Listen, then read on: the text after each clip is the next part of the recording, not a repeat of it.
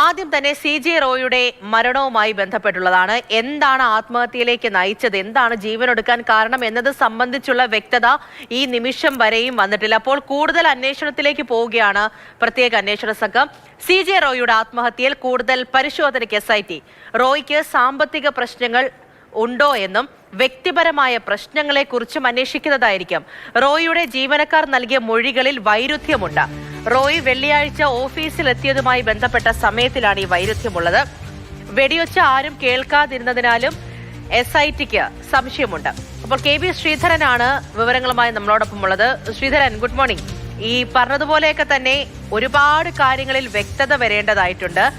അപ്പോൾ അന്വേഷണവുമായിട്ട് മുന്നിലേക്ക് പോകുമ്പോൾ ഏതെല്ലാം തലങ്ങളിൽ ശരിക്കും സാമ്പത്തിക പ്രശ്നമുണ്ടോ, വീട്ടുകാരുമായിട്ടുള്ള പ്രശ്നങ്ങൾ അങ്ങനെ എന്തെങ്കിലും ഒക്കെ ഉണ്ടോ എന്നൊക്കെ അന്വേഷണ പരിധിയിൽ വരുന്നുണ്ട്. ശരിയാണ്. പക്ഷേ ഈ ജീവനക്കാരുടെ മൊഴികളിൽ വൈരുദ്ധ്യമുണ്ട് എന്ന് പറയുന്നതിന് കാരണം എന്താണ്? ഓഫീസ് സമയം എത്തിയ സമയത്തിനുൾപ്പെടെ സംശയം തോന്നാനുള്ള കാരണം എന്താണ് ഇപ്പോൾ അന്വേഷണ സംഘത്തിന്?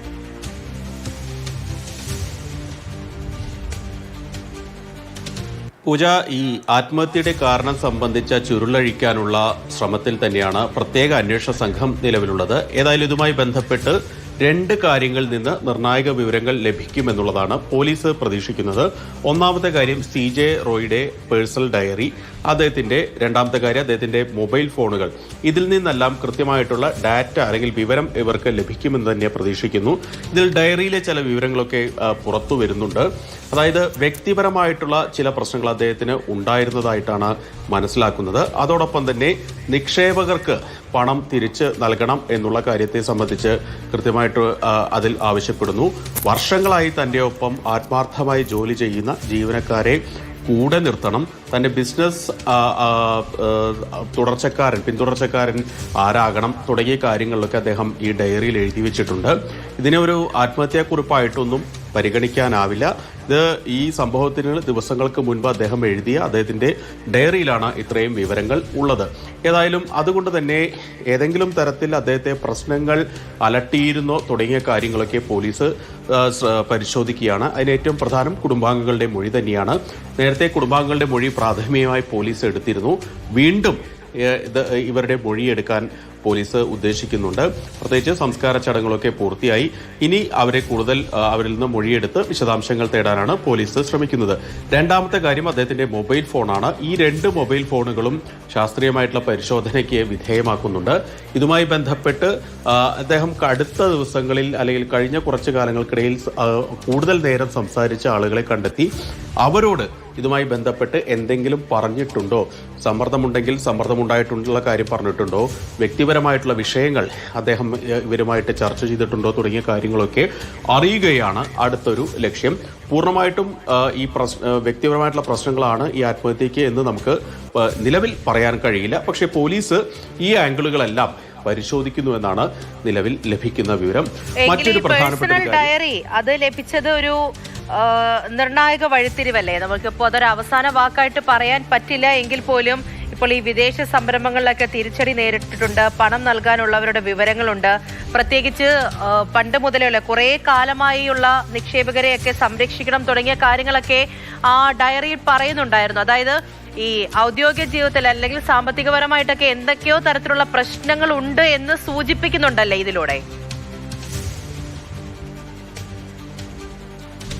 ചില വരികളിൽ അത്തരത്തിലൊരു ധ്വനി ഉണ്ടെന്നാണ് പോലീസ് കരുതുന്നത്. അതുകൊണ്ട് തന്നെയാണ് സാമ്പത്തികമായിട്ടുള്ള ഒരു ആംഗിൾ കൃത്യമായിട്ട് പരിശോധിക്കുന്നത്. ഈ CJ റോയിയെ അറിയുന്ന ആളുകൾ പറയുന്നത് അദ്ദേഹം വളരെ ഒരു അഭിമാനിയായിട്ട്, ഒരു സ്വാഭിമാനമായിട്ട് കൊണ്ടു നടക്കുന്ന ഒരു മനുഷ്യനാണ്. അതായത് അദ്ദേഹത്തിന്റെ ഒരു ടാഗ് ലൈൻ തന്നെ, ബിസിനസ് ലോകത്തിൽ ഒരു ടാഗ് ലൈൻ തന്നെ ഉണ്ടായിരുന്നത് യാതൊരു വിധത്തിൽ കടം വാങ്ങാത്ത ഒരു കമ്പനി എന്നുള്ളതാണ് അദ്ദേഹത്തിന്റെ ഏറ്റവും പ്രധാനപ്പെട്ട ഒരു ബിസിനസ് ടാഗ് ലൈൻ ആയിട്ടുണ്ടായിരുന്നത്. അതുകൊണ്ട് തന്നെ ഏതെങ്കിലും തരത്തിൽ ഈ ബാധ്യതകളൊക്കെ വരുമ്പോൾ അദ്ദേഹം വല്ലാതെ അസ്വസ്ഥനാകിയിട്ടുണ്ടാകാം എന്നുള്ള ഒരു നിഗമനത്തിൽ പോലീസ് എത്തുന്നുണ്ട്. ഏതായാലും അതാണോ കാരണം എന്ന് ചോദിച്ചാൽ അതിൽ ഇനിയും വ്യക്തത വരേണ്ടിയിട്ടുണ്ട്. വ്യക്തിഗതമായിട്ടുള്ള പ്രശ്നങ്ങൾ ഉണ്ടായിട്ടുണ്ടോ എങ്കിൽ അത് കൂടുതൽ പരിശോധിക്കേണ്ടതുണ്ട്. ഈ ആംഗിളുകളൊക്കെ പോലീസ് വിശദമായിട്ട് തന്നെ അന്വേഷിക്കുന്നുണ്ട്. ഈ ക്രൈം സീനിൽ ഒരുപക്ഷെ ഈ ക്രൈം സീൻ വീണ്ടും റീക്രിയേറ്റ് ചെയ്യാനുള്ള ഒരു നടപടികളൊക്കെ ഇന്ന് പോലീസിന്റെ ഭാഗത്തുനിന്ന് ഉണ്ടാകുമെന്നാണ് മനസ്സിലാക്കുന്നത്. മറ്റൊരു പ്രധാനപ്പെട്ട കാര്യം, ഈ CJ റോയി കോൺഫറൻസ് ഗ്രൂപ്പിന്റെ ഓഫീസിലേക്ക് വന്ന സമയവുമായി ബന്ധപ്പെട്ട് അവ്യക്തതകൾ നിലനിൽക്കുന്നുണ്ട്. അതായത് സുരക്ഷാ ജീവനക്കാർ നൽകിയ മൊഴി അനുസരിച്ച് 2 മണിക്കാണ് അദ്ദേഹം ഈ സംഭവ ദിവസം ഓഫീസിലേക്ക് വന്നത്. പക്ഷെ അദ്ദേഹത്തിന്റെ സഹപ്രവർത്തകനായിട്ടുള്ള TJ ജോസഫ് നൽകിയിരിക്കുന്ന മൊഴിയിൽ അത് 3 മണി എന്ന് പറയുന്നു. 1 മണിക്കൂറോളം ചോദ്യം ചെയ്തു എന്ന് പറയുന്നു. ഇതിലെല്ലാം പൊരുത്തക്കേടുകളുണ്ട്. പോലീസ് CCTV ദൃശ്യങ്ങൾ പരിശോധിച്ചതിൽ ഭീഷണിയുടെയോ സമ്മർദ്ദം ചെലുത്തുന്നതിൻ്റെതോ ആയിട്ടുള്ള അങ്ങനെ സൂചിപ്പിക്കുന്ന തരത്തിലുള്ള ഒന്നും ഇതുവരെ കണ്ടെത്താനായില്ല എന്നുള്ളതും ഏറ്റവും പ്രധാനപ്പെട്ട ഒരു കാര്യമാണ്. അതുകൊണ്ടാണ് മറ്റ് ആംഗിളുകൾ കൂടി, അതായത് ആദായനികുതി വകുപ്പ് ഉദ്യോഗസ്ഥരുടെ സമ്മർദ്ദം എന്നത് മാത്രമല്ലാതെ മറ്റ് ആംഗിളുകൾ കൂടി പരിശോധിക്കാൻ അന്വേഷണ സംഘം ഇപ്പോൾ തീരുമാനിച്ചിരിക്കുന്നത്. അതുമായി ബന്ധപ്പെട്ട് ഇപ്പോൾ അന്വേഷണം പുരോഗമിക്കുന്നുണ്ട്. ഏറ്റവും പ്രധാനം ഈ ഡയറിയിലെ വിവരങ്ങൾ തന്നെയാണ്.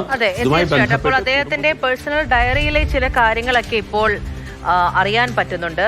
അതിൽ പറഞ്ഞിരിക്കുന്ന പല കാര്യങ്ങളും, അത് പ്രത്യേകിച്ച് സാമ്പത്തികപരമായി ചില പ്രശ്നങ്ങളൊക്കെ ഉണ്ട്, ചില കാര്യങ്ങളിലൊക്കെ തിരിച്ചടി നേരിട്ടിട്ടുണ്ട് തുടങ്ങിയ ഒരു സൂചന അതിലൂടെ നൽകുന്നുണ്ട്. പക്ഷേ അന്വേഷണത്തിലൂടെ കാര്യങ്ങൾ വീണ്ടും വ്യക്തമാകണം. അതുകൊണ്ട് അന്വേഷണം മുന്നിലേക്ക് പോകുന്നുണ്ട്. ചിലരുടെ ജീവനക്കാരുടെ ഉൾപ്പെടെ മൊഴികളിൽ വൈരുദ്ധ്യമുണ്ട് എന്നാണ് മനസ്സിലാക്കുന്നത്. ഇപ്പോഴും അവ്യക്തതയാണ്. എന്താണ് ശരിക്കും സംഭവിച്ചത് എന്നത് സംബന്ധിച്ചുള്ള അവ്യക്തത നിലനിൽക്കുന്നുണ്ട്. എന്തിനാണ് ജീവൻ ഒടുക്കിയത് എന്ന് സംബന്ധിച്ച് ഇപ്പോഴും അറിയത്തില്ല. അന്വേഷണമൊക്കെ മുന്നിലേക്ക് പോകുന്നുണ്ട്. നമുക്ക് നോക്കാം എന്തായിരിക്കും സംഭവിക്കാൻ പോകുന്നത് എന്നുള്ളത്.